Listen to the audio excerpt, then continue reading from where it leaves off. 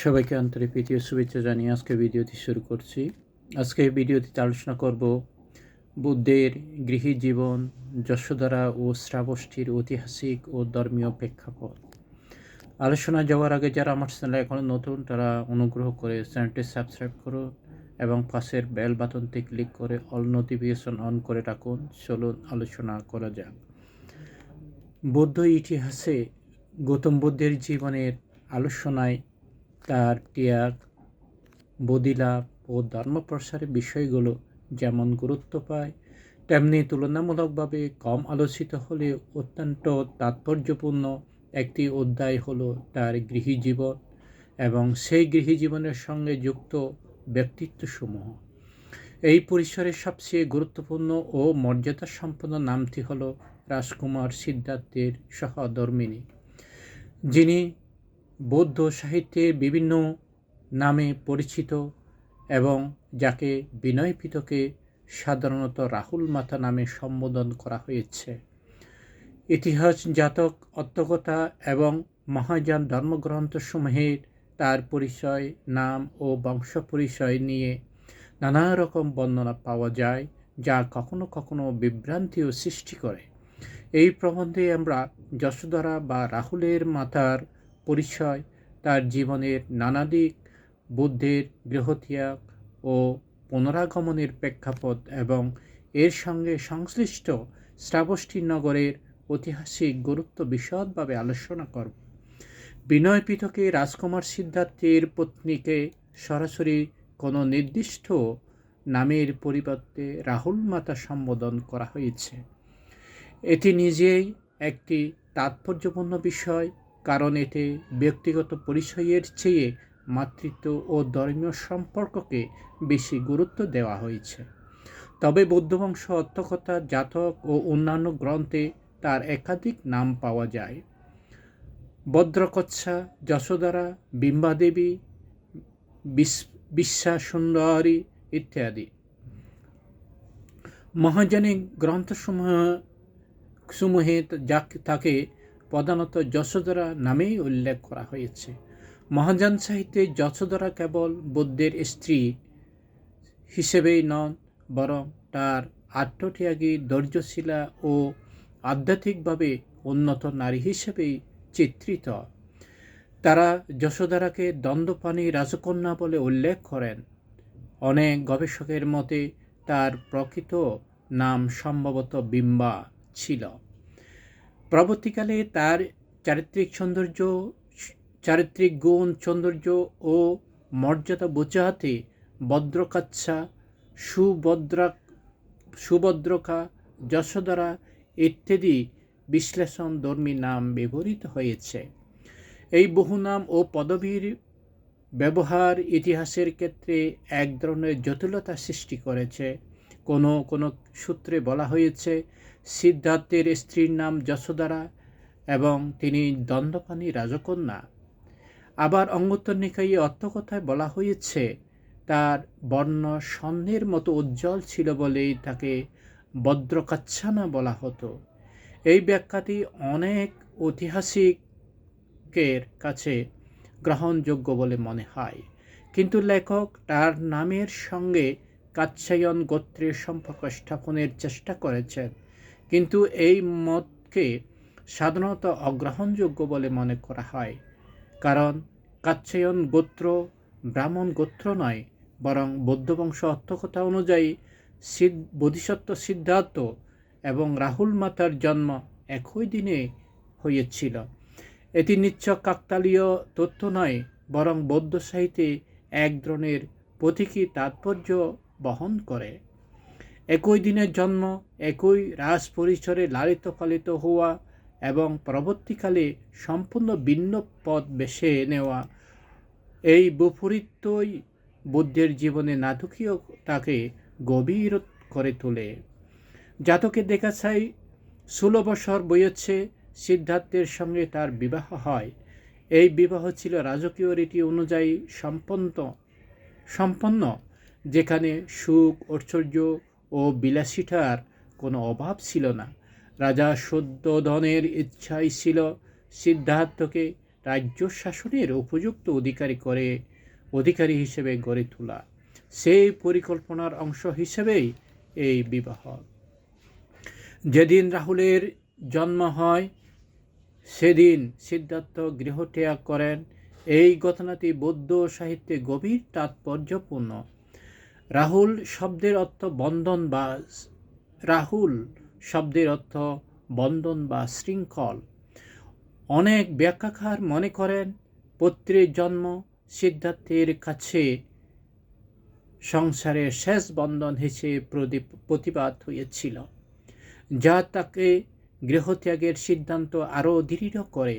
গৃহত্যাগের সময় সিদ্ধার্থ রাহুল মাতার ঘরে দরজার দাঁড়িয়ে একবার তাকে দেখেছিলেন, কিন্তু তিনি কাছে যাননি, কারণ তার শঙ্কা ছিল তার স্পর্শে বা উপস্থিতিতে রাহুল মাতার নিদ্রা ভেঙে যেতে পারে এবং তখন তার সংকল্প দুর্বল হয়ে পড়তে পারে। এই দৃশ্য বৌদ্ধ সাহিত্যে এক করুণ ও মানবিক মুহূর্ত হিসেবে চিত্রিত হয়েছে, যেখানে ত্যাগ ও ভালোবাসার মুখোমুখি দাঁড়িয়ে থাকে। বৌদ্ধত্ব লাভের পর ভগবান যখন প্রথমবার কপিলাবস্তুতে প্রত্যাবর্তন করেন, তখন ঘটনাপ্রবাহ নতুন এক মাত্রা লাভ করে। দ্বিতীয় দিনই তিনি রাজপথে পিণ্ডচারণে বেরিয়ে পড়েন। এই খবর শুনে রাহুল মাতা জানালা খুলে দেখেন এটি সত্যি কিনা। তার সামনে তখন আর রাজকুমার সিদ্ধার্থ নেই। তিনি দেখেন এক অনন্য ব্যক্তিত্ব, এক মহাপুরুষ যার দেহভঙ্গি, আচার ও উপস্থিতি রাজকীয় মর্যাদাকে অতিক্রম করেছে। সেদিন বুদ্ধের অসাধারণ ব্যক্তিত্ব ও গৌরবময় উপস্থিতি দেখে রাহুল মাতা অভিভূত হন। তিনি বুদ্ধের দৈহিক সৌন্দর্য ও মহিমা বর্ণনা করে আত্মিকতা উচ্চারণ করেন।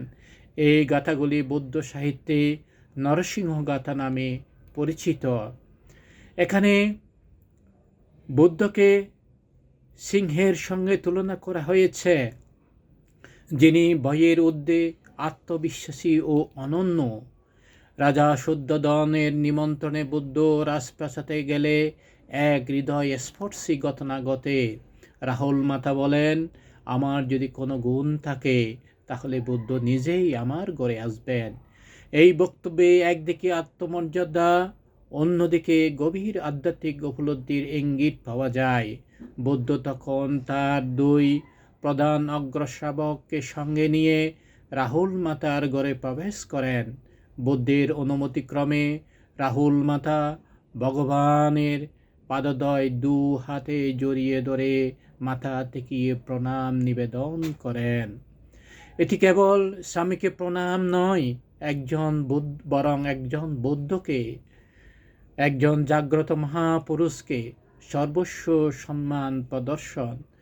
তখন রাজা শুদ্ধোদন বলেন, যেদিন থেকে সিদ্ধার্থ গৃহত্যাগ করেছেন সেদিন থেকে রাহুল মাতা সমস্ত বিলাসিতা ত্যাগ করে সংযমী জীবন যাপন করেছেন। এই উক্তি রাহুল মাতার চরিত্রের দৃঢ়তা ও আত্মসংযমের পরিচয় বহন করে। বুদ্ধের জীবনে পরবর্তী পর্যায়ে শ্রাবস্তী নগর এক বিশেষ গুরুত্ব লাভ করে। কোচল রাজা প্রসেনজিতের নির্মিত রাজাকারাম নামে একটি বিহার ছিল, যা জেতবনের বিপরীতে অবস্থিত ছিল। নগরের প্রবেশদ্বারের বাইরে 500 জেলে পরিবারের বসবাস ছিল, যা শ্রাবস্তীর সামাজিক বৈচিত্র্যকে নির্দেশ করে। বুদ্ধের যমক প্রতিহার্যের স্থানও ছিল শ্রাবস্তী। এখানেই ভগবানের প্রধান পৃষ্ঠপোষক বাস করতেন অনাথপিণ্ডিক, বিশাখা, সুপ্রভাষা ও কৌশলরাজ প্রাচেনজিৎ। তাদের দান ও পৃষ্ঠপোষকতায় বুদ্ধের ধর্মপ্রসারে ব্যাপকতা লাভ করে। সামন্ত পাশাটিকায় আচার্য বুদ্ধকোচ উল্লেখ করেছেন, বুদ্ধের সময়ে শ্রাবস্তীতে 57,000 পরিবার বসবাস করত।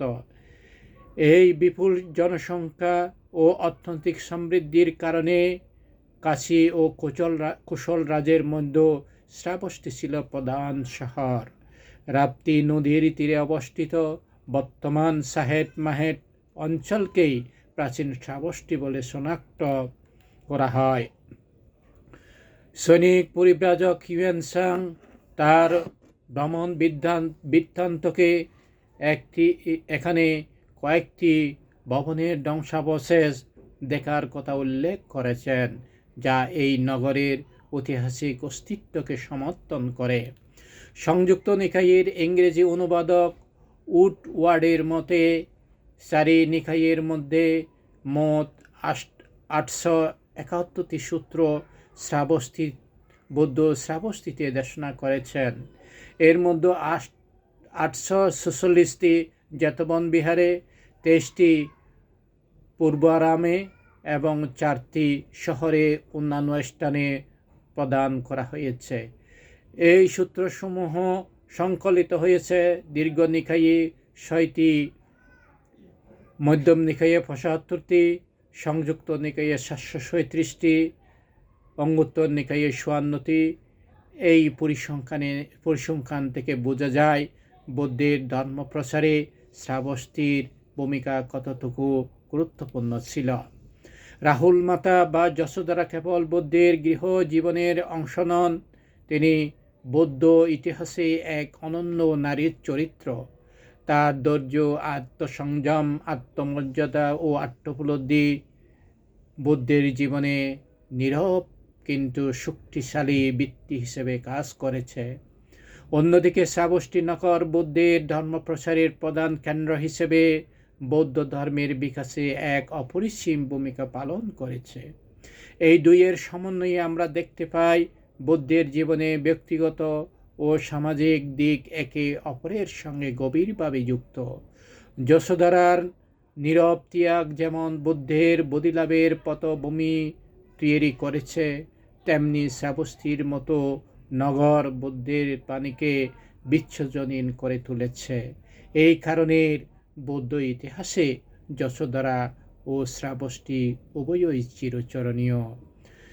পরিশেষে আবারও বলবো, নিত্য নতুন ভিডিও পেতে অনুগ্রহ করে চ্যানেলটি সাবস্ক্রাইব করুন এবং পাশের বেল বাটনটি ক্লিক করে অল নোটিফিকেশন অন করে রাখুন। সবাই ভালো থাকুন, সুস্থ থাকুন এই কামনা করে আজকের মতো আলোচনা এখানে শেষ করলাম।